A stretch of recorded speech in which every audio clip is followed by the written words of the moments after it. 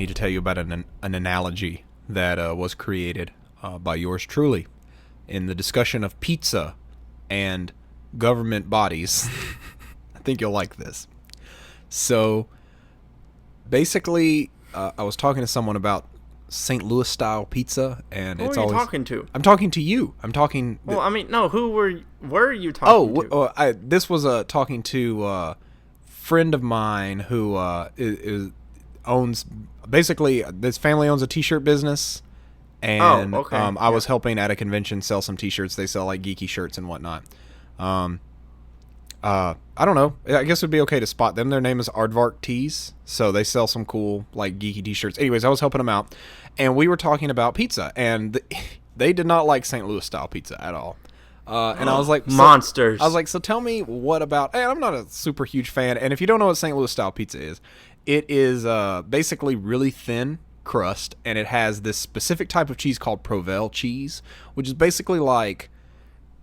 It's like a blend of cheeses, isn't it? No, it's a specific type of cheese, but like I think it's like a couple cheeses melded together or something. Well, anyways, when it cooks, it kind of gets the little shiny or whatever. Anyways, it's kind of the iconic cheese for that. But anyways, one of their complaints is it's cut into squares. All right.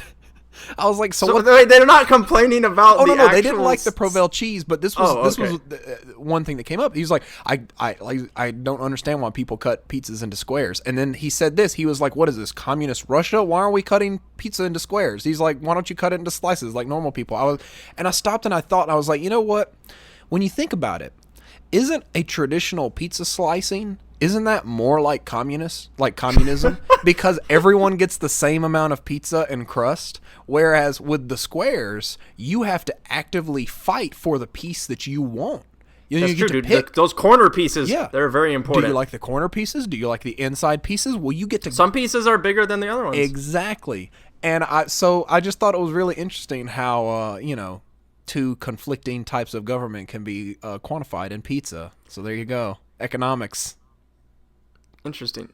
I would say I kind of like St. Louis style. I like all kinds of pizza, honestly. So there's not wrong kinds of pizza. Is, I really like pizza. I mean, we can move on from all this political bullcrap, but pizza's good. It doesn't matter if it's square or if it's triangular. It is all delicious. All pizza is good. Don't be hating on St. Louis style pizza because I'm sure you eat I don't know, probably Papa John's or Little Caesars or something like that, which is equally gross. Little Caesars bacon crust pizza. Yeah, so you can't hate on St. Louis style because you're eating trash. So let's move on. Yeah, welcome to Fanboy Explosion. This is a podcast where we talk about video games, right? And pizza. I'm Seth. Pizza Dog. I'm Cameron. That's Cameron. Also known as Pizza Dog. Actually, can we go by I am Sea Dog? What's your like name? Mine was originally Scratch and Sniff, but you said Scratch and Sniff. Yeah, I don't know if we can do that. That's very I'm definitely Toe Jam Sea Dog if you think about it, like Sea Dog and Scratch and Sniff. Yeah, I'm Sea Dog, inspired by two characters. One is T Dog from Walking Dead. There you go. May he rest in peace. May he rest in peace. And the other one is Free Dog from Fallout. Oh, yeah, Free Dog. Okay, yeah. Look at you. You got some... I don't know. Wait, is it Free Dog or Three Dog? It's Three Dog. It's Three Dog. Yeah. Yeah. I don't know why I said Free Dog. Oh, you said Free. Okay, yeah. Yeah, I said Free for some reason. Three Dog. Yeah, so that's where... Sea Dog, that's where mine. Well, mine was... I was in a Walmart one time, and I was like, man, it would be weird if you were named DJ Scratch and Sniff, and... And then we were talking about it would be weird. And there you go. So, yeah. Yeah, so this is Fanboy Explosion. Yep. I don't even know what we're talking about. What do we normally talk about on this? We talk about video games. Don't we talk about video games or something like that? Yeah, so this is the patch notes. We're going to recap this week. So, so far we've recapped pizza and radio handles. So, there you go. Yeah, so what video games did you play? Did any of them have pizza in them? Man, let me tell you what. I ate pizza while I played some of them. Oh, what games did you eat? Play pizza? Play pizza? I'm losing it. I'm losing your mind. What games did you play while you were eating pizza? So this was probably the busiest week in games that I've had in 2015. One day I basically got 4 games. Tomb Raider was on sale for $13, The definitive edition on Xbox One, I got that because I love Tomb Raider. Ori and the Blind Forest came out the same day. Smite, I got into the Smite for Xbox One beta, all during that as well. And then Alpha. And then the Resident Evil Revelations Episode 3 came out. So boom, those 4 right there. I played through a little bit of each one. We did the first ever episode of Fanboy Explosion Quickie, which is basically like our little quick looks at new games for Ori and the Blind Forest. So you can see my first moments in that over on youtube.com/fanboyexplosion. But I also played Far Cry 4, or continued playing Far Cry 4. That game's really fun when you get into it. But let me reiterate something I think I previously said is screw all the wildlife in that game. Like, seriously. The animals are the devil's work. I kid you not, like tigers, I don't know, man. These are like airdrop tigers, because I'll just be in a zone like scouting out a base, and then all of a sudden I'll just hear a tiger, and I'm like, what? There was no tiger there. They're stealthy, man. They're stealthy. And then I'm like, okay, I'll just jump on top of this building. No, man, that shit, they jump on top of that building with you, and they will dunk you. So yeah, that was pretty cool. But so I played a little bit of each one of those. I think you played some of the same things too, right? But you played some different stuff as well. I actually played all the same things. All the same things. There you go. I didn't play a whole lot this week. I played I'm not even done with the new episode of Revelations 2. We both played some of that. Can I just say that also, you haven't finished that episode yet, but Moira has the best lines in a Resident Evil game since I think Leon S. Kennedy in Resident Evil 4. Hey, it's that dog. Some really freaking great writing, and by great I mean not really that great, but perfect for Resident Evil. Just like these cheesy one-liners that are just sell that series. We both played a lot of Ori and the Blind Forest. I actually reviewed Ori and the Blind Forest. I got a review copy of the game, and I played through it. I finished it. I didn't get to finish it before it came out, but my review went up the day it came out. So it's really hard. It's a great game. Visually, the music's great. The gameplay is really just a very solid platformer, really intense, fast-paced. It's kind of like a Metroidvania kind of game where you explore the environment and you have to find upgrades and do all that stuff. To see more of that, be sure to, like Seth was saying, be sure to check out our quick look video. I go a lot more in depth with the game there, and you get a good look at it. It's one of the most beautiful games I've seen recently. It's on Steam and it's on Xbox One. So that should, most people have a Steam account even if you don't have an Xbox One. So definitely worth checking out. And we played some Smite. We played a couple of games of Smite Alpha on Xbox One. That game played well for a MOBA. It works really well on console. I mean, it takes a little getting used to, but yeah, we play. Not recently, but we did play a lot of League of Legends. We've been playing a lot of Heroes of the Storm. And Smite is pretty easy to dive into, honestly. I think even if you hadn't played them before, it's not very hard. It all makes sense, and I think part of that is just that third-person perspective.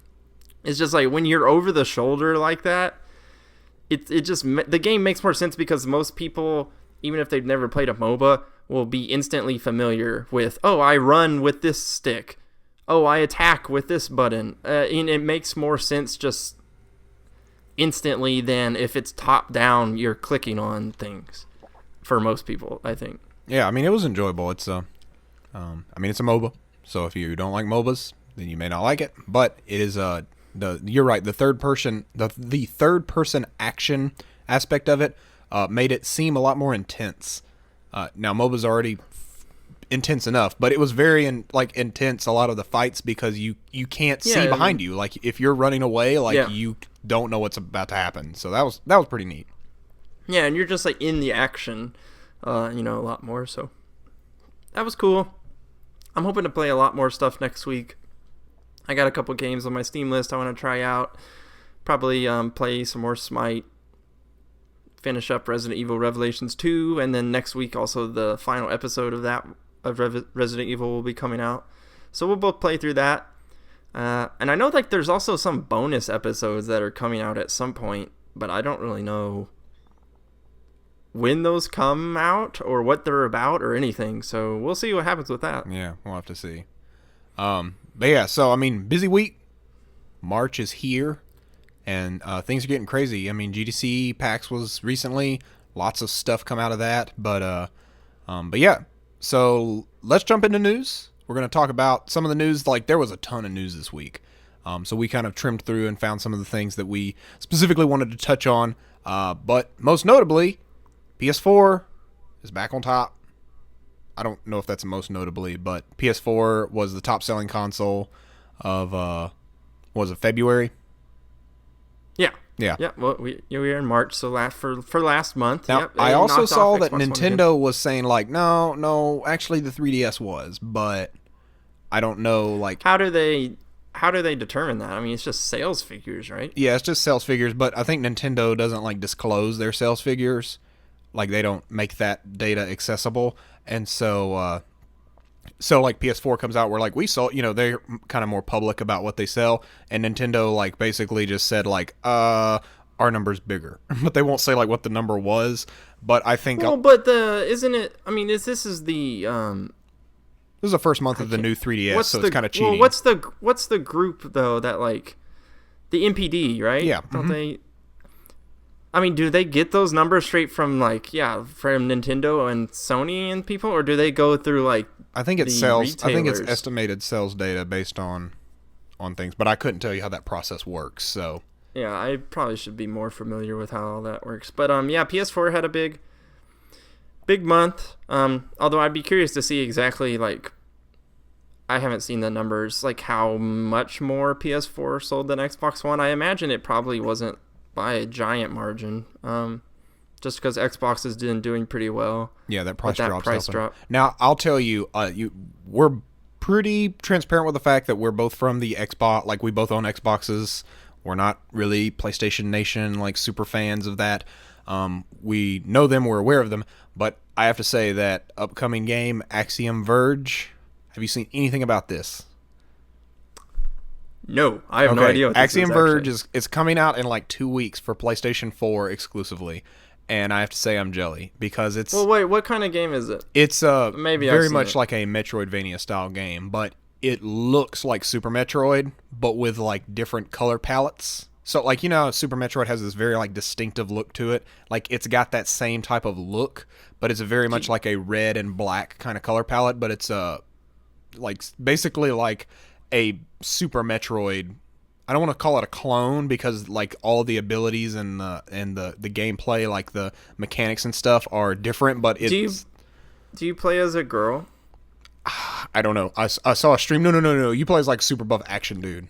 I saw it on a stream. Okay, I have no idea what this game is. Yeah. Oh, I mean, that sounds cool. So that was one. I mean, that and Firewatch recently came out. Those are two, like, Sony exclusives. I really wish I could. Firewatch will be on PC though. Oh, is it going to be on PC? Oh no, not Firewatch. I'm sorry. What? What's the other game? The one no idea. The top down, like, team based shooter. Helldivers. Oh, Helldivers. Helldivers. That yes, was the those other are one. two very different things. Yeah, my bad. No, I'm pumped. For yeah, Firewatch, I would really like to play Helldivers. That looks cool. Yeah, I thought here's what happened in my brain. I saw Helldivers is kind of like Destiny, which you have a fire team. Firewatch. There you go. That's what happened in my brain. But yeah, so PS4 is doing also well. selling well. Majora's Mask topped the best-selling games for February. Oh, you pronounced it right. Yeah. Sorry, Leg of Zelda Madge Mask. That's not surprising. I guess that's surprising. It apparently sold better than the Ocarina of Time remake, and it also coincided with the new console launch. Now, bear in mind, the Ocarina of Time remake was a 3DS launch title. And that's true. The 3DS did not do very good its first year. I mean, that's true, but Ocarina of Time is, I would say, by far a more popular game than Majora's Mask. Yeah. So it's kind of interesting to see it having outsold that one. But I think part of it is, there wasn't the install base. I know that nowadays it's incredibly hard to find Ocarina of Time on DS because Nintendo basically stopped making it. No, you can still buy it on the eShop. Yeah, you used to buy on eShop. You can't get like a physical copy. So that's that might have to do it with as well. They just kind of stopped selling those after a point. But some other interesting ones on the seller list, Evolve came in at second place. And then down towards the bottom, which I found pretty interesting, was The Order 1886 was at number 9. And then good dunk. Monster Hunter 4 Ultimate was at number 10.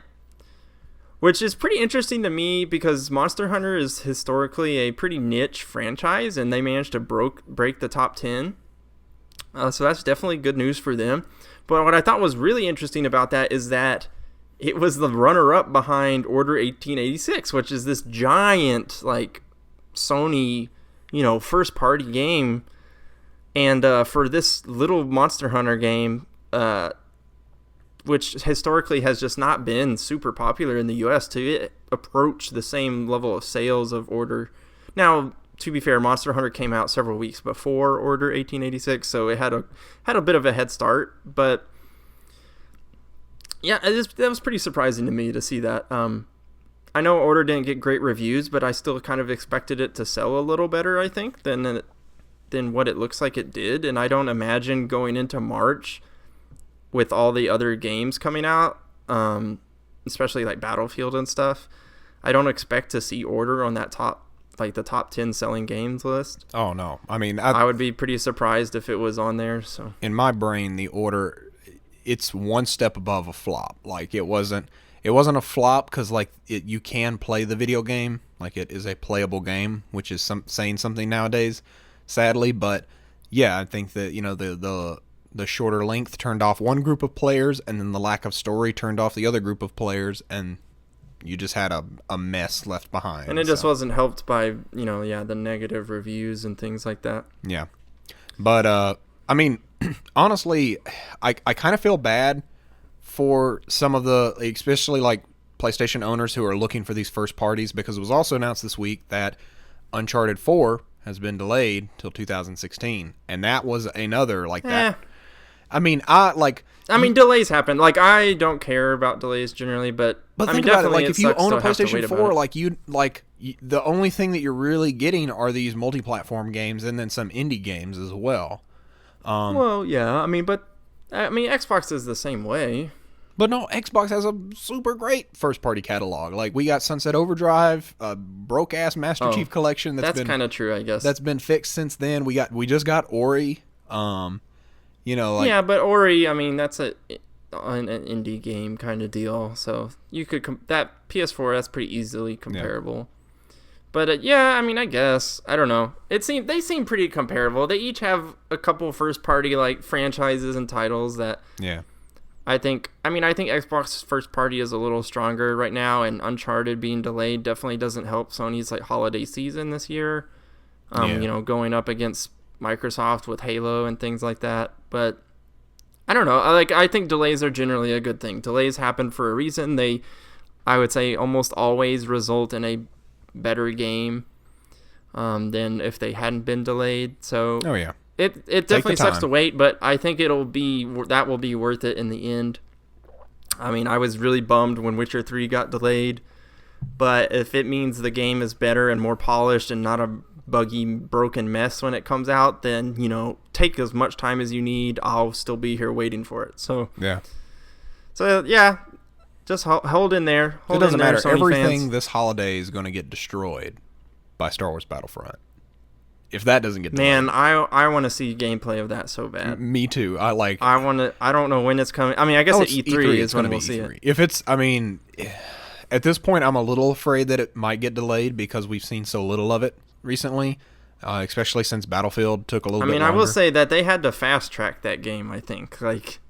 Yeah, that was definitely a priority. I really hope that it lives up to that, because this Christmas is going to be Star Wars the month. December. Yeah, basically. And so they're really going to need that to rock out for them. But speaking of Star Wars, some awesome announcements yesterday. We got some new movies, which can be a little discerning if you're afraid of like Star Wars saturation. But they did say, when Disney bought it, they did say they're going to do one Star Wars movie a year. And we know Force Awakens is going to be this year. Next year is Star Wars Rogue One. And I don't know much about this, But if it is a Rogue no Squadron, one knows anything about it. If it is a Rogue Squadron origin story, get ready to get. I mean, surely that's what it is. It's right? gotta be. That's what it has to be. It has. You to don't be. put. I mean, what does Rogue One mean? I mean, does that mean like the first member of Rogue Squadron, the founding member? Yeah. I mean, that should be Wedge Antilles, right? I don't know actually if he's the founder, but he's the most badass. Well, remember, everything about Rogue Squadron was thrown out.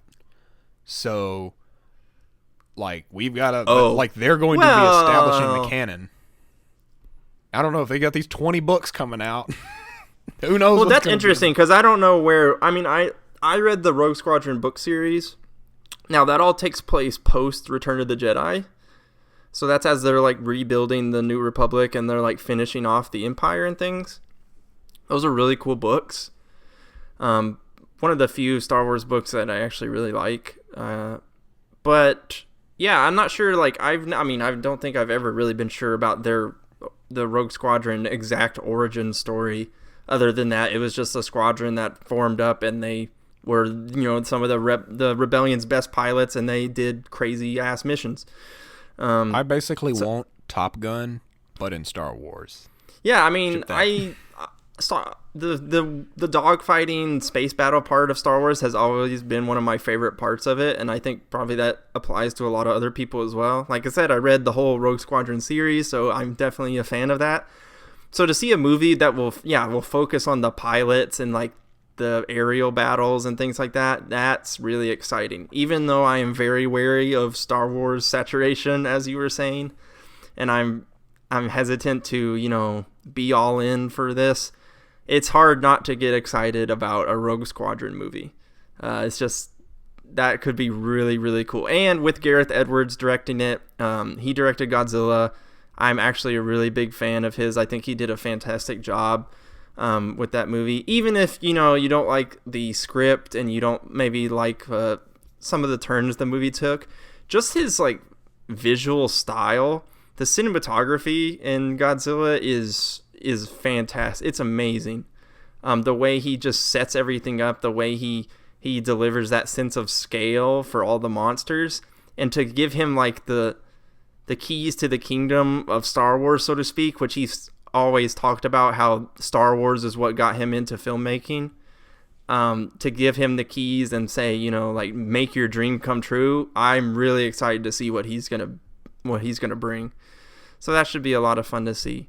And then the other announcement was Star Wars Episode 8. They just gave it a release date. Yep. It's going to be May 26, 2017, one day after the 40th anniversary of Star Wars New Hope. Man, let me just tell you something. May 25th, 2017, I'm going to take off work, and I'm going to just have the giant-ass Star Wars party that day. We're going to watch all, at that point, will be... Well, what are you going to do when Force Awakens comes out? 7 movies. Well, we're gonna have a party. But what I'm talking about is this is gonna be like the 40th anniversary of A New Hope, and then the next day, like that night at midnight, we're gonna go see the new movie. Like that to me, that's pretty cool. That is Star Wars Day, and like that. Even though that's like 2 years out, I can't wait for that. But we're gonna have a huge Star Wars party for Force Awakens anyway. So there you go. But yeah, and then we'll go see it, and we'll be like, "What the hell did I just watch?" You may be that way. It'll be exactly like Fanboys, where they go and watch, they build up episode 1 so much, and they go and sit down, and they like lean over and like whisper to each other, "Guys, what if it sucks?" Like that's what roll credits. That's what will happen to us. We'll like hype it up to insane levels. We'll go in and we'll be like, "What is all this lens flare? What is happening? What is Jar Jar doing back?" As long as the Millennium Falcon is what's flying out of that lens flare, I'm cool with it, man. But no, my professional opinion on Star Wars saturation is I got my wallet here. Where do I need to put the money? Every month. Bring them out, baby. I want more. I mean, I think as long as it's good, and I think that's why everyone is okay with the Marvel films, is because most of them are pretty good. Now, there are some that I think are less than stellar, but for the most part, the Marvel Cinematic Universe is pretty entertaining. And I don't think, as long as it's good and there are people telling good stories and new stories and fresh stories, there's room for more than, one movie every couple of years. So I hope Star Wars can do that. I part of me wishes they wouldn't. Part of me wishes that they would just, it would make it an event kind of scenario where it comes out once every, the 3 years or something like that. But instead we'll get one every year, and well, I think they're going to be doing that with like the proper episodes, like they're doing every other. Well, they are. I mean, that they are spacing those out, but still, you're going to have. Well, you see, Rogue Squadron episode movie. 9. You're going to have these spin-off movies. See, episode 9 is going to coincide with the release of Avengers 3. So you're going to have Thanos with the Infinity Gauntlet, right? He's going to use that to basically break a hole in reality and let the Disney characters and the Star Wars characters come through. And so then you're going to have Darth Vader fighting Elsa, and you're going to have Iron Man flying with Rogue Squadron, and it's going to be great. That'd be pretty cool. I'll take that. But yeah, so it'll definitely be an exciting time to be a Star Wars fan in December with Battlefront and the new movie, and then Rogue Squadron. As soon as we learn more details about that, I will probably get pretty hype. But for now, it's just a title and a release date, so it's nothing to get too crazy about. But yeah, definitely sounds exciting. Yeah. Well, now, you also had a pretty popular or exciting week this week because you're the resident Apple fanboy. Oh yeah, I had my live stream and my Twitter feed up as they announced the Apple Watch. Yeah. Just talk about that because I honestly don't know that much about it. I couldn't care any less about most of Apple tech things. Yeah, I think you and the Apple Watch, the Apple Watch seems particularly pointless to me, even more so than most things I hear about. Yeah, so basically this event, they announced 3 things. They announced HBO Now, which is like the new standalone HBO service, is going to be coming to like Apple devices first in April. So that's relevant to me. That's relevant, especially since they dropped, this was really strange to me, but they dropped a new Game of Thrones trailer during a tech press event. It's the best way to get people pumped for HBO Now, I guess. And quite honestly, that was sadly the most interesting news to me at that thing. They announced a new MacBook, which is like, again, it's thinner, it's lighter, it's like literally a piece of paper. Like, it's super tiny, but super weak as well as far as computers go. Like, sorry, I use Photoshop and big boy programs. Like, I'm not gonna pay $1,200 for a Facebook machine. Like, whatever. But yeah, then they announced the Apple Watch, and I have to say I've never seen, like, I love Apple products. They're super great, but I've never had a device that I felt more alienated by learning about. Like, I'm like, this device is for the worst possible type of human, I think. Like, a person who would go out and spend $350 minimum. That's for the Sport with basically the rubber band wrist, to buy a device that literally, at this point, like, there's nothing that it does beyond like a couple of cool health things that lies like a main must-own product. And honestly, the good version of the Apple Watch, that's the basic, like the middle Apple Watch, starts at $550 and goes up to $1,000 depending on what band you get. And to me, like the way I keep understanding this is like jewelry and, the jewelry industry. And that's something that I don't understand, like people who spend thousands of dollars on a watch like that. The fashionista thing is not in me. And quite honestly, like, to me, Apple is not that. Like, Apple, yes, you do feel good owning your iPhone because it's a top of the line product. But when the iPhone was created, it was created as a device to change the way that we interact with each other. And I think it did that. Like, if you think about pre-2006, like, things like, taking photos and sharing them online, like, en masse, like, that was not a concept that we really thought of. Like, the idea of Googling something no matter where you were was not a concept. So, like, as far as I'm concerned, like, technology changed life. Whereas this one, it's like, you're just wearing this to show off, like, oh, I have one. And for someone like me who doesn't actually make a ton of, like, flexible income money, like, especially on that level, like, it doesn't appeal to me. It's a weird direction. whatever. Well, I think it's weird that you have to have the phone to begin with. Well, that's how all these smartwatches are.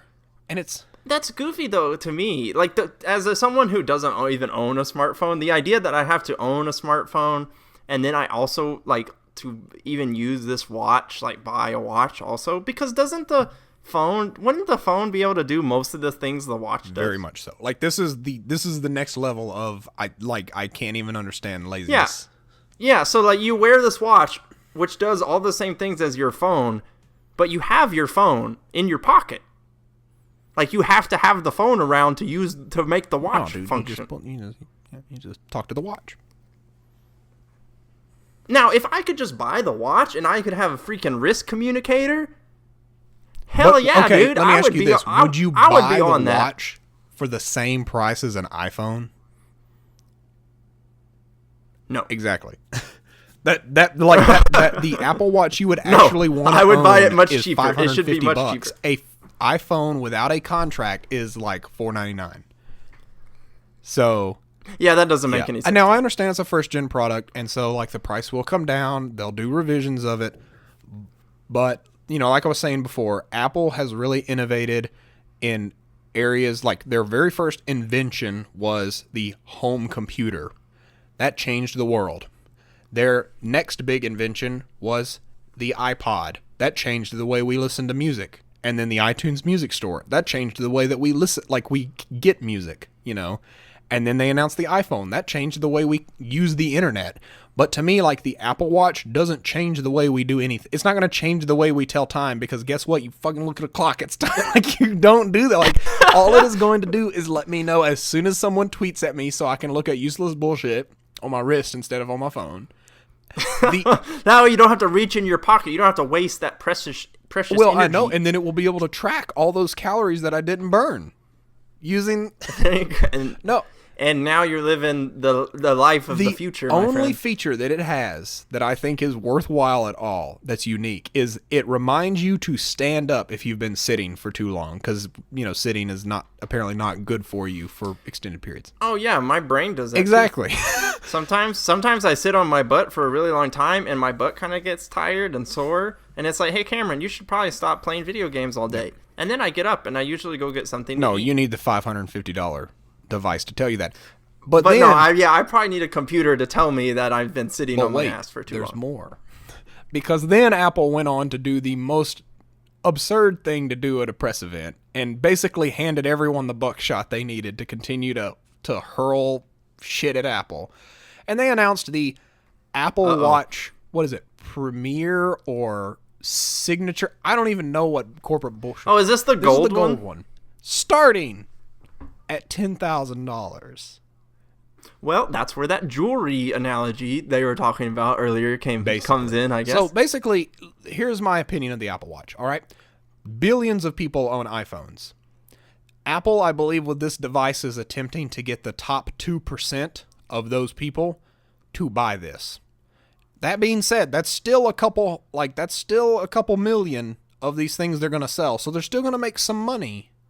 But this is definitely a device that I would say is not for most people. Oh, yeah. I mean, I think it's a very high class. If you have a crap ton of money and want to be fancy, this is what you buy. But, like, for most common people who nowadays, even just like Joe Schmo down the street has an iPhone, it's not like a big deal to have an iPhone. You could buy a game I definitely console. Agree with you. Yeah, I kind of measure my life in video games. So when I hear that I could buy like two Xbox Ones almost for like the price I could buy a freaking watch, part of my soul dies. I don't think so, Tim. Do you know how many amiibos that is? Or sorry, amiibo that is? Dude, you could get. That's a lot of amiibo. Like 3 Rosalinas for that. All right. Well, I'm tired of talking about this Apple bullshit. Watch. Let's talk about some back to video cool. games. Wait, what? Titanfall. Yeah. We've been playing that recently. Titanfall 2. We have, and now got announced. Not really announced. They just said it exists, and it's multi-platform. Surprise! It had kind of already been announced a little bit. Surprise! It's multi-platform. Like they're not going to make that mistake again. I mean, they've been talking about that forever. They didn't want Titanfall 1 to be multi-platform, but basically Microsoft gave them a lot of money to make it Xbox One exclusive, which worked out for them in the end. But yeah, next time around, it's definitely gonna be multi-platform. IGN, I think, is actually the people who kind of broke the story, if you want to call it that. And Vince Zampella, who is the co-founder of Respawn Entertainment, who does Titanfall, he actually had some pretty interesting words to say about like maybe what they were thinking about doing for the sequel. And I thought one of those was really interesting, is that he kind of cited Evolve's DLC methods as like a very good way to go about DLC, which is really interesting because everyone shat on Evolve for Even DLC. We did. That's a video. That was a podcast. I mean, I don't recall really shitting on it that hard, but I think I was anti-shit. Well, we analyzed it and we looked like, yeah. But specifically what he was talking about is he really likes Evolve's method of they give everybody the map packs for free, so they don't fracture the community into people who have the new maps and people who don't, which has long been a problem with multiplayer shooters, because then you get all the people who have the DLC playing like the DLC playlist, and they're like cut off from the rest of the community who didn't buy the DLC. And so Evolve is doing good fixing that by just giving everyone the maps for free. And then the other stuff you download, like even you can play with people who have the new DLC monster, even if you don't, which is cool. So he was talking about that and saying that he didn't know if they were going to do that with Titanfall 2, but that he thinks that's a really good idea. And if you know, I've noticed this while me and you are playing Titanfall. I mean, that's how it is. They have 3 different map packs. And, you know, there's a couple hundred, like, people playing each map pack playlist. And then, you know, there's everyone else who are separated from that because they don't have the map packs. And I thought his statement was really interesting in light of that all the DLC for Titanfall recently went free. They're giving it away for free for everybody. And so for them to do that and then him come out and say, yeah, I think it'd be a really good idea to like follow Evolve's example and just give everyone the map packs for free and, you know, charge for something else. So that way we keep the community intact. I think that's a pretty interesting sign, and I think that's really a smart way to go about things. So you mean basically using the MOBA strategy?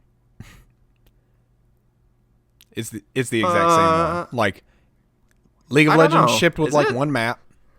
And then they added a second map, and then they added a third map. Now, you'd obviously have more than that. Most MOBAs only have, like, one map. Well, okay, so Heroes of the Storm, for example. Like, all those maps are accessible to everybody. The monetization is made on the characters.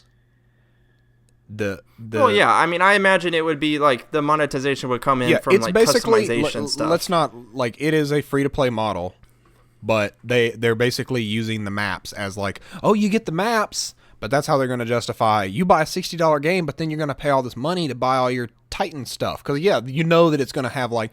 But you don't have to buy all that. Like I mean, in defense of Evolve, like I said, most of that stuff is just cosmetic shit that doesn't matter. So, like, I don't understand why everyone's so mad about it, especially when you get the maps for free. Like, to me, the most important thing is, and I've always not liked this, I've always not liked having the maps or not having the maps and not being able to play with people who do or do not have the maps. I agree with you. I think that the maps that's for really everyone annoying. Is great.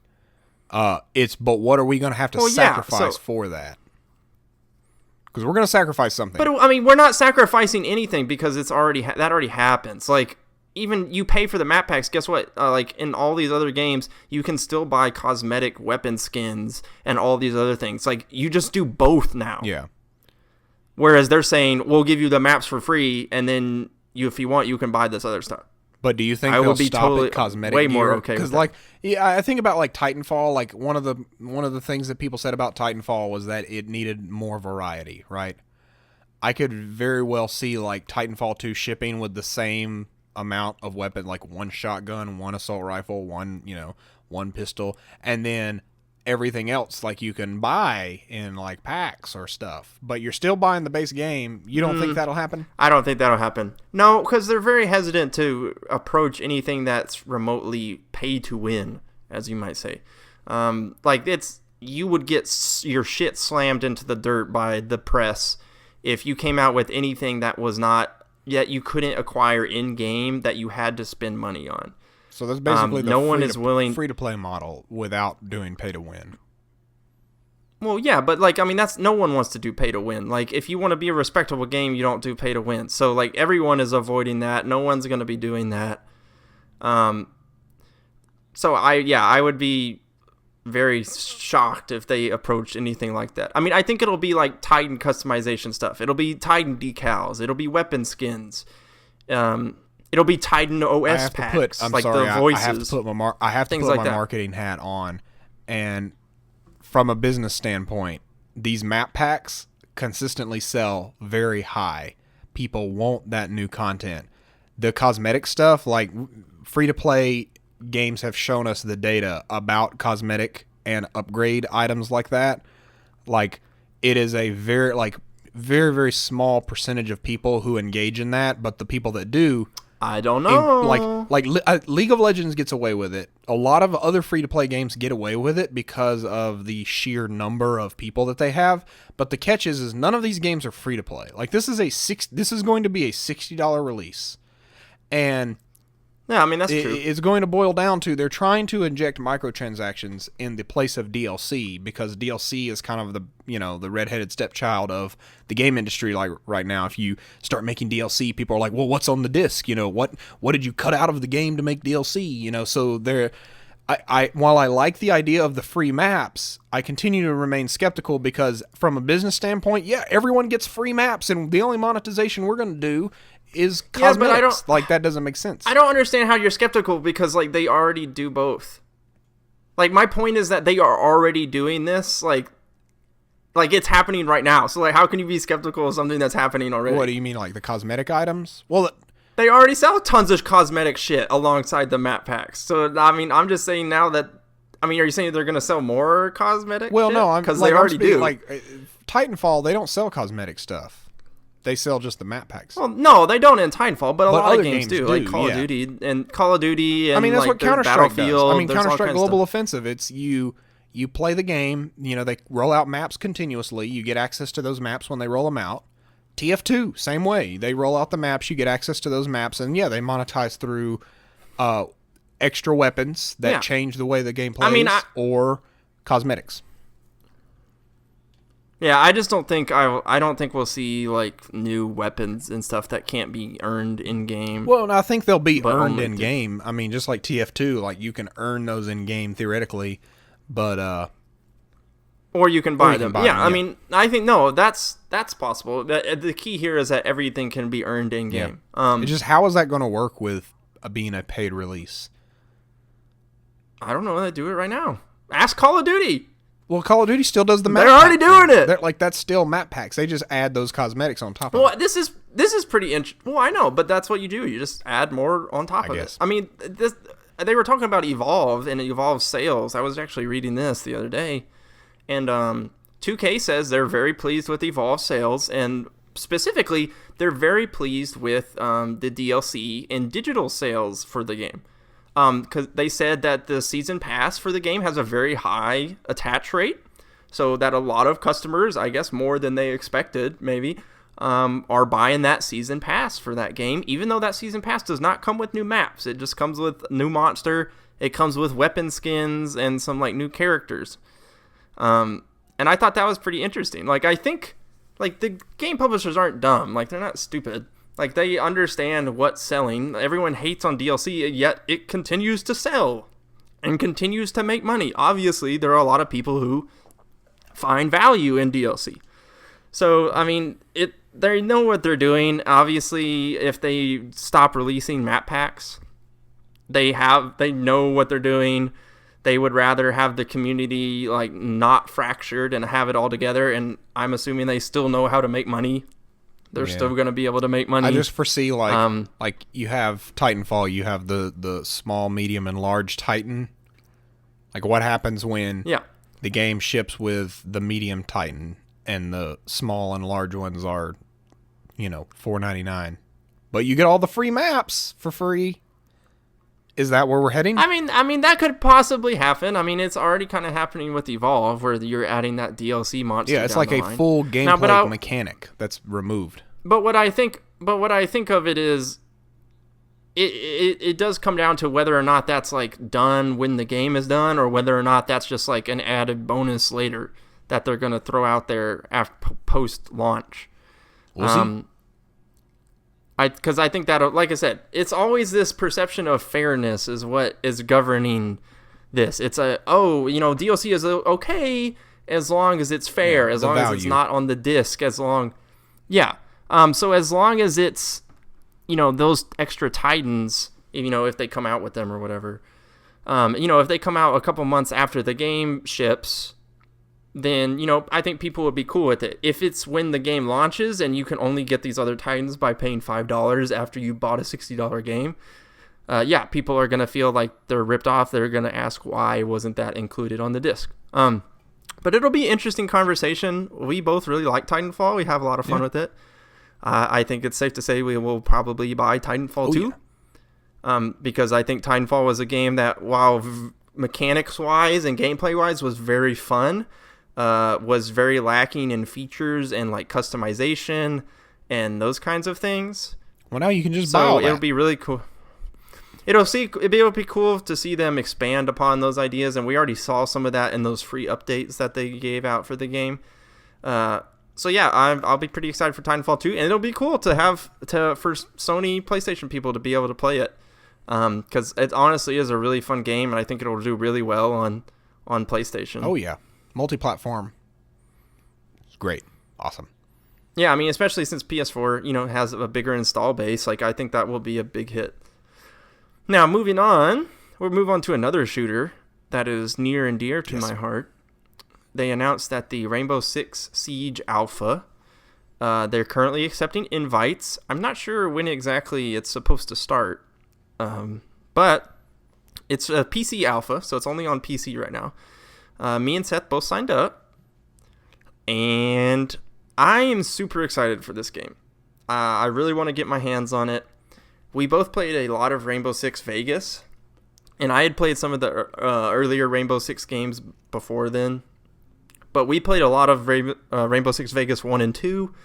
I mean, we just really love that game, just the tactical nature of it, and watching gameplay of Siege, it just looks like so much fun. And because it looks like nothing else on the market, which sounds strange because it seems like it's like, oh, this game is just Counter-Strike, right? Not really. Counter-Strike, despite being Counter-Strike, I wouldn't call Counter-Strike tactical, really. Well, it's a different type of tactical. Like, what you're talking about is like Counter-Strike is team tactical, where like you're relaying the positions of enemies, whereas this one it's like you're doing reconnaissance before you breach. Yeah, you're doing reconnaissance. You're, breaching and clearing doors. You're creating entry points into this building because it has destructible environments. And also, I think you die really, really fast. I think you die in like one bullet almost. So you have to be very, very, very careful. Can I make a rash prediction about this game?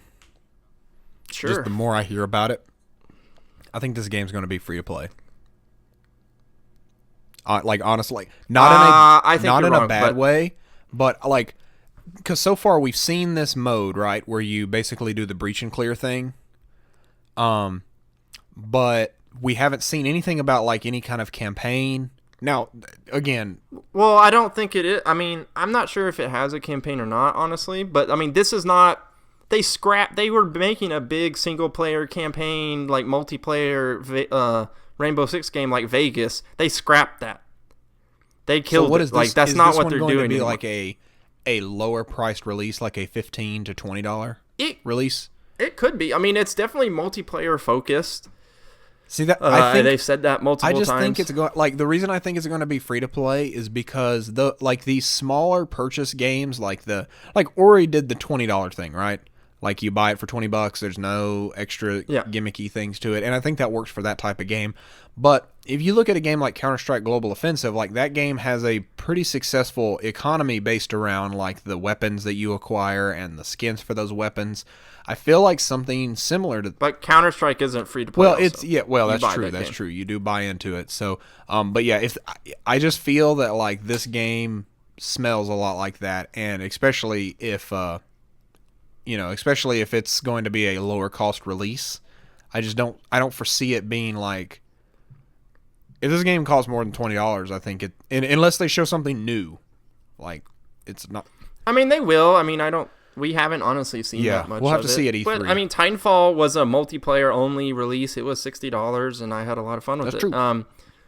I'm not opposed to paying $60 for Rainbow Six, but yeah, we don't really know what all it's gonna come with. I don't think it will be free to play. You don't think it will? I'm pretty confident it won't be. We'll see. Now, whether or not it will be like a lower price game, because it is multiplayer only or something like that. If it's like a $30 or $40 game, as opposed to a $60 game, a $40 game is not lower priced in my book.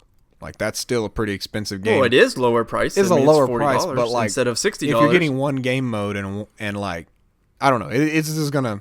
Well, there will be multiple game modes. We'll see. Like I mean, it's gonna be. I mean, I think it's going to be kind of like Counter-Strike. You got like hostage, and you got like the bomb defusal, and you have all those kind of hopefully we'll see anti-terrorist modes. Yeah, it'll definitely be there, and I think the alpha will give us maybe a good idea of what to expect if we get in. I don't know if we'll get in. We applied, but we really love fast. Rainbow Six, so it'd be fun to play. Instant. We did. I mean, as soon as I read the story, which almost as soon as the story went up about them being able to take entrance for that, we signed up. So hopefully we'll be able to play that and give some impressions on it. It's one of my most anticipated games for this year. I think it's supposed to probably come out this year. So we'll see. That'll be cool. Definitely on my radar. And let's see what else we got to talk about this week. Oh, this is pretty interesting. Now, DC Comics, they're doing kind of a big reboot this summer with their Convergence event. Where they're just going to mash all the DC comic universes together and have everyone fight each other to the death. Which is basically what Marvel's doing as well, but, whatever. So we've known that for a while. But they're showing off some of these new books that are going to come out in the summer, and these new looks for the superheroes of the DC universe once they come out the other side of this event. And so today they showed off the new Superman and Wonder Woman costumes. And we saw Batman a little earlier in the week, which Batman, who might not be Bruce Wayne, is wearing a mech suit, kind of looks like a robotic bunny, and has a giant gun. Good. So we don't know what's going on with that. We'll see. It should be definitely interesting to see. Now, Superman, he looks Superman-y, but he gone as his kind of iconic suit and the cape. He's just wearing like a t-shirt and jeans and looks buff as hell. So that, I mean, we've kind of seen that a little bit before, but the Wonder Woman costume is actually very different. Yeah, have you? So yeah, I saw the image for Superman and Wonder Woman today. Yeah, so she has like pants. I'm avoiding all nice Batman things. So considering she's always been wearing like a weird ass America swimsuit, but now she actually has like clothes. And she also has these freaking sweet like wrist blades that come out. I don't know what's up with that, but she's definitely got more of a warrior look to her, which I think is good. Now, I don't hate like Wonder Woman's classic design by any means or anything like that, but it's always just been kind of silly to me. In current DC universe, she's like the god of war. She's literally like the Greek god of war.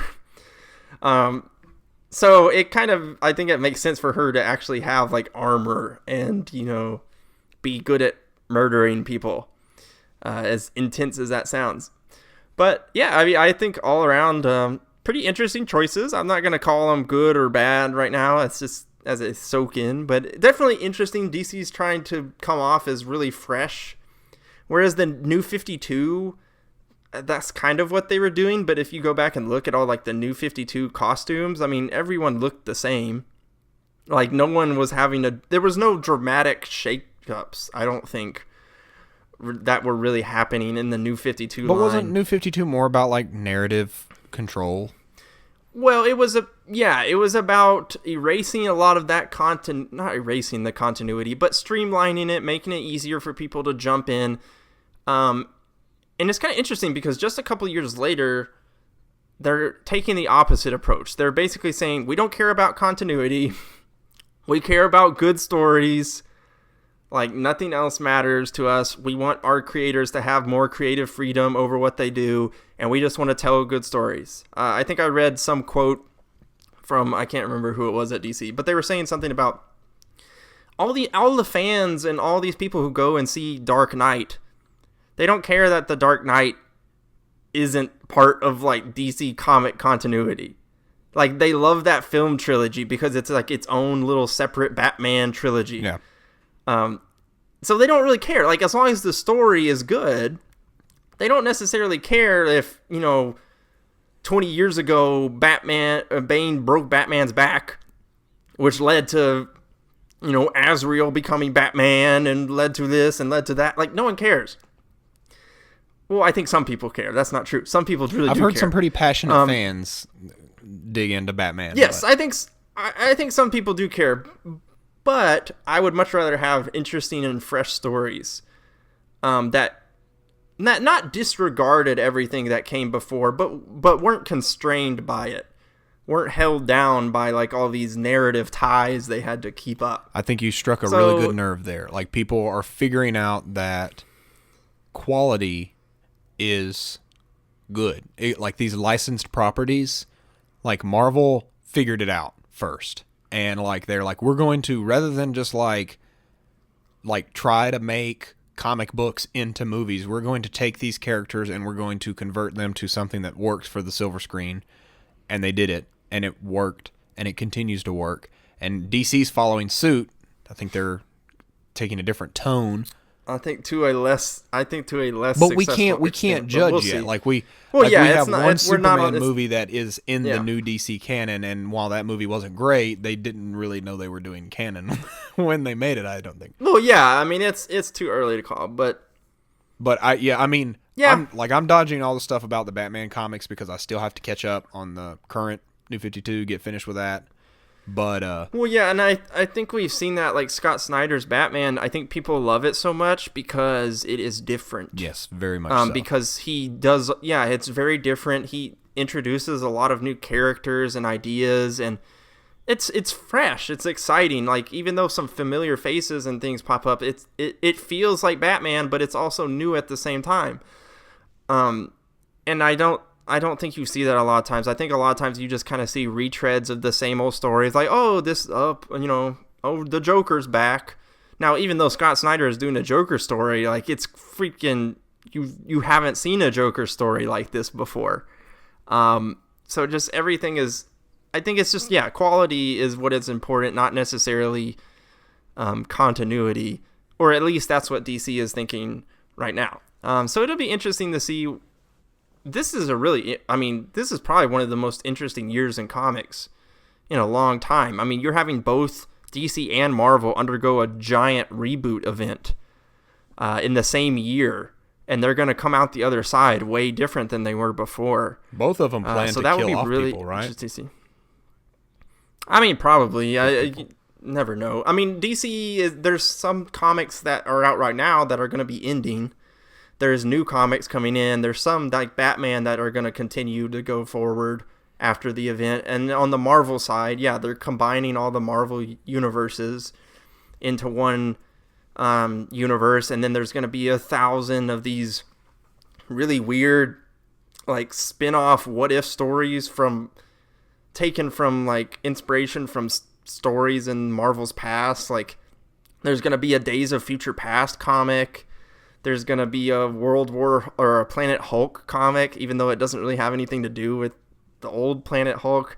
It's really weird. There's tons of stuff, and it's just kind of, they've picked a smorgasbord of popular, like, stories over the years, and they're, like, making their own comic books out of all of them. So it's just weird on all fronts, like, from DC and Marvel. But it's a really exciting... DC... you need to bring back Static Shock as both a new revamped, they should bring back like cornerstone comic, like right up there in the Justice League with Batman and Superman. Oh, now this is something that's happening is Batman Beyond is officially, they've had Batman Beyond comics, but they've been like not official continuity. Yeah. Now Batman Beyond is going to be the official future of like Gotham City and the DC universe. Oh, well, there you go. Wasn't like that they're what, stamping it wasn't that what was that weekly they started doing recently? I can't remember what it's called. Now, that was the character's like first appearance in I think New 52. I don't even know. It's okay. It's so confusing. It's okay. Bruce Timm basically invented two of the greatest things in Batman, and that is Harley Quinn and Batman Beyond as a series, and now they're both canon. So there you go. Yeah, so it's definitely an interesting time to be a comic fan, and we'll see what happens when all the crazy starts happening this summer, because God knows my wallet is gonna be asking for forgiveness by the end of it. I just got a call from a corporate. They are maniacally laughing. It's good. That's what they want. Ah, man. Events are the worst. Oh, actually, DC also talked about this. They talked about wanting to do less events, and specifically like less like tie-in comics, which Marvel is honestly pretty bad about this. They'll do an event and then there'll be like all these crossover comics and tie-in comics across like a gajillion different series, and that make you feel like you have to buy like 30 different issues to get the story. That's really annoying. No one wants to do that. So DC is kind of like, we're going to try and stay away from that, which I respect. I think that's a good idea. Just keep it to make a really badass event. Make it like 5 or 6 issues, but make every issue like amazing, and don't make me buy tons of garbage on the side. And that would be awesome. And I would buy every event, and I would buy all the comics. But when you come out with 12 issue event comics that also have like 15 tie-in spin-off comics, and each issue is pretty mediocre except maybe like the last couple, you know, I'm not going to want to buy every event that comes out, especially when you're doing like 2 or 3 a year. So there you go. We'll see. We'll see if DC's strategy pays off for them, and we'll see if Marvel tries to like follow suit. But I think Marvel is a little bit ahead of the curve on some of that stuff than DC is. But yeah, we'll see. Summer's going to be fun. And but yeah, we've got a lot of fun coming up over the next 7 days in the form of these awesome video game releases. Yeah, next week's actually going to be a pretty big week, I think. First up, Battlefield Hardline. Whoop whoop. Son of the police. We talked about that. That game's fun. We did. We played the beta for that, so it is fun. I don't think either one of us are planning on picking it up. That comes out Tuesday, March 17th. I'll see you soon, Star Wars Battlefront. Yeah, that's true. But it looks cool. You know, whoever's getting it, have fun. Blare Sound of the Police. Do the chase mode. Do the car mode. Play Hotwire. Yeah, play Hotwire. That's the best mode. Because it's the best. So, also coming up next week, we got Final Fantasy Type 0. I know nothing about this. Which I'm pretty interested to. I don't know if I'm going to get it, but I'm really interested in it, and I want to play it. Now, if you don't know, if you're not in the loop, Type 0 was a PSP game that was only released in Japan some years back. Now they're like remastering it and bringing it over to America. It's got, you know, obviously better than PSP graphics. The graphics have been updated. It's supposedly one of the, it's pretty dark. It's one of the kind of darker, grittier Final Fantasies from what I understand. So that sounds cool in of itself, and I'd be interested to play that because I am not a fan of Final Fantasy 13, but Type O looks really cool. Now, a big selling point of this game for a lot of people is the demo for Final Fantasy 15 comes with the game. What is this? 1997? And it's a demos? And it's a big demo. It's a very substantial demo. You know, you get to go on that road trip, and you get to, you know, I mean, there's a lot of meat to that demo, I think. The bro trip. Now, who knows when Final Fantasy 15 will actually come out? So this might be your only time to play it in the next 3 years, which might be a deciding factor for some people. So yeah, that would be pretty cool. I would be interested in playing it, but I don't know if I'll pick it up immediately. Well, let's see. What else we got? What else we got on this list here? There's a fun little iPad game that is going to be coming to PC called Oceanhorn, Monster of Uncharted Seas, which I actually played. It was a demo. They had a demo of it in the Apple Store one time when I went in, and I played it. And they heavily refer to Wind Waker as an inspiration for a lot of the art style and type of the game. But it's kind of like I'm trying to think, like, what is the camera angle that Diablo uses? It's not above, like right above your head, but the 2/3 kind of angle. Yeah, I know what you're talking about. It's basically I'm not that, sure but you control, you kind of move around the environment with D-pad, you attack. It's a lot like a Zelda game. Like, you attack creatures. Yeah, it's kind of like Zelda Light, almost, is what I would describe basically. it. So it's coming to PC on Steam March 17th. So that's pretty neat. Yeah, definitely look at it.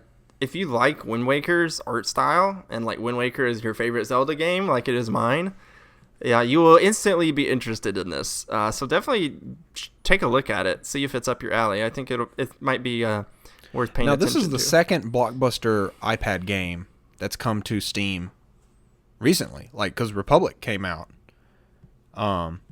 You mean Republic? Came out. I don't actually know how it's pronounced. And it's yeah, I've been interested in playing that. I mean, as well. it's interesting because these are games that are built to kind of utilize that touchscreen experience, and I mean they've been out for months on the iOS platform, so it's interesting to see them coming over. But hey, as a developer, it makes sense, man. Bringing to PC pretty soon, it's going to be easy to get that stuff on Xbox One with all the stuff that Microsoft's doing on that end. So awesome. The easier it is, the better. More games, more places. Well, yeah, I mean, just opening it up to as big as the, mobile phone market is. I mean, the PC market is equally giant, the amount of people on Steam, so bringing your games to that seems like an obvious choice. What else we got? We got, another episode 4 of Resident Evil Revelations 2. The finale. Which we'll be sure to play through, and that actually, the disc version, which comes with all the episodes, will be coming out next week. So if you've been holding off, you didn't buy the season pass and you just want the disc, now is your opportunity. So far, I think me and Seth would both say we give it 2 thumbs pretty high up. It's cool. Definitely enjoying it. If you like survival horror and you like Resident Evil 4 or 5, I think you'll really enjoy Revelations 2. It's what 6 should have been, honestly. Yeah, really. And I would go as far to say as that it has some of the best writing. Yes. In Resident Evil to date. I think I already talked about this, but the lines of dialogue are amazingly goofy. Yeah. Now, I have a question for you, because this is the first game that I can think of where they kind of they did the episodic thing, and then they coincided the retail release with the last episode. Because I can't think a lot of times yeah, I don't think games the episodes come out and then a couple months later you get the retail release. Yeah, which is what usually happens with Telltale games. Yeah. Who are pretty famous for episodic releases. Yeah, I don't think a game has ever done. Well, now what's interesting about Resident Evil Revelations is that the episodes came out 1 week after the next. Yeah. Whereas with a Telltale game, it'd be 1 episode a month. Well, they were working as they went. Whereas this, yeah, the game is done. They're just doing the episodic. I think they're testing the waters, honestly. Yeah, and I honestly kind of like this format. You play in small chunks instead of playing, a 12-hour game in one sitting. It's just oh, cool. I play for 2 hours every week, and then by the end, I have the game done. So I actually think it's kind of refreshing, and I'm kind of enjoying it, playing it as it comes out. And the way it's structured, it lends itself well to the episodic format.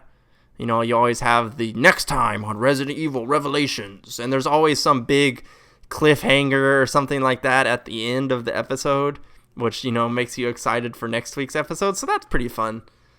You know what? I mean, it'll obviously be different when you play the disc version. It made me think of Alan Wake.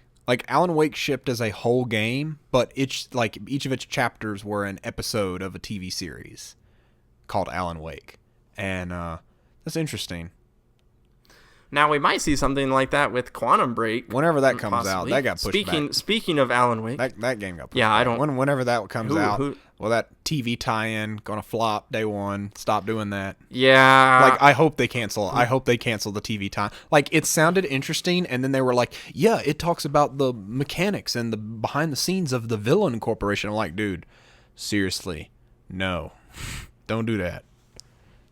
Well, now part of that was they were like kind of working with Microsoft's TV effort. Oh well, that shit's dead, dude. They murdered that. That body so is I don't burning know right now. I don't know what's up with Quantum Break. But moving on upcoming games, the second episode of Telltale's Tales from the Borderlands. Brace for the pun. Atlas mugged. I really like that, actually. The puns are great. I really like that. That's a good title for that episode. I have yet to play that game, but I'm a fan of Telltale stuff. Have you played Tales from the Borderlands No, yet? I considered it, and I actually really like Borderlands, but we've been over this before. Telltale games, Game of Thrones was very stressful for me, but I don't know. The magic of Telltale games are kind of, I need something fresh, and from what I understand, there's nothing fresh. I think Tales from Borderlands is probably a lot funnier, and it's kind of like a comedy. So you probably wouldn't be as high stress environment as like Walking That's probably Dead what it is. Like Walking Dead was Thrones. Enjoyable, but it was stressful, and Game of Thrones was more stressful, so I can't even do it. I mean, for example, like when they come out with that Minecraft game. Oh, dude, I'm gonna be playing sure Minecraft story mode all the time. That's gonna be fun. There's, okay. Well, you're the only one, I think. But there's people that maybe not. But yeah. But yeah, definitely check that out. I'm still waiting to play it. I've been playing Game of Thrones and enjoying that so far. So yeah, I'm a Telltale fan. They do good stuff. Looking forward to seeing what they do in the future besides Minecraft story mode, because who gives a shit? Everyone, except you. Except no one who plays Minecraft cares about what? That doesn't. You make your own story. That's the point of Minecraft. What the hell? This doesn't even make. Anyways, that is probably one of the most interesting announcements I've heard in a really long time. I have to say, when they announced E3 this year is going to be busy. There's so many things that I think are going to get taught. Like Minecraft story mode is prime for like, show us some gameplay, show us something, what direction. Like E3 is going to be just zany this year. So see you in 2 months. Now, I can't remember. Did they announce Minecraft story mode before Microsoft bought Minecraft or after? It was after. Okay. So, it's kind of a Microsoft exclusive. Maybe. I mean, Microsoft's been very adamant about saying that they do not want a platform limit Minecraft.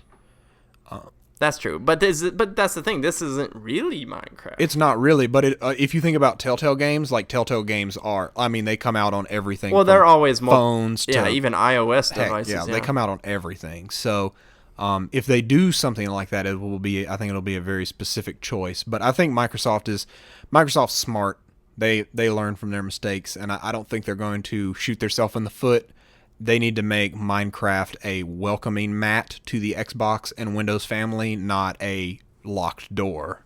Like they need to. Yeah, I think they need to right. show us why the Xbox and Windows is great through Minecraft, not make Windows a platform by limiting Minecraft to it. So we'll see. Yeah, I think you're right. I think they'll probably release it on everything, but it's always an interesting idea. Yeah. Well, that's it. All right. Well, yeah. I think that about wraps it up. So much stuff. There's so much stuff. But yeah, we'll be doing some more videos. Now, like we said before, we did the Fanboy Explosion Quickie, which is the new series of just kind of quick playthroughs of new games. We got one of those up for Ori and the Blind Forest. Head over to youtube.com/fanboyexplosion. Check that out right now. It's really cool if you want to see some of that game. Yeah, and we'll be doing a lot more of those in the future. Like we were talking about Smite. We've been playing the Smite Alpha. We'll probably do a quick look at that. Yeah, if there's a game you want us to take a look at, let us know by sending us an email at fanboyexplosion@gmail.com, or you can tweet us at fanboyexplosion. We'll fit it in if it's something that we want to play on there. So let us know. Yeah, I mean, even if it's an older style game, as long as we can get a hold of it or we already have it, we definitely be willing to play it in just that 20-minute little burst and share some of our thoughts about it. initially the quick looks are kind of a way to look at newer games and give people an idea of what they're all about. But yeah, we could play older games and, the games we already have a lot of thoughts and opinions on, and just kind of do a quick look for those as well. So yeah, it's whatever you guys want to hear. Let us know. We're definitely going to be doing more of that stuff in the future. So yeah, definitely hit us up. If you want to follow me on Twitter, I am at Darth Turner. And you can follow me at CLK Gamer, and you can send all your delicious, juicy suggestions to the Fanboy Explosion email, which is fanboyexplosion@gmail.com. I said that already, man. Yeah. Did you? Fanboyexplosion@gmail.com. Oh, I said it again. At Fanboy Explosion, man. Tweet us. Go Instagram us. Facebook us. Whatever, man. It doesn't make a bit of difference, guys. We're here for you. The explosions are inert. Explosions are there. So yeah, make sure to go and subscribe on our YouTube channel, because these quick looks, these Fanboy Explosion quickies are exclusive to YouTube. So if you listen to the podcast, that's not content you have to look with your eyes. You can't with your eyeballs. You must go to the YouTubes. But yeah, head over to there. And if you are like, wait, what the hell is all of these things? I don't know where all this stuff is. Just go to fanboyexplosion.com. We got it all there for you. We got the podcast. We got the videos. It's all there for you. Links to social media. Get it. Anyways. Rock and roll. That's it, baby. Thanks so much for joining us. Have an awesome week. Have a great week, and we will see you next time.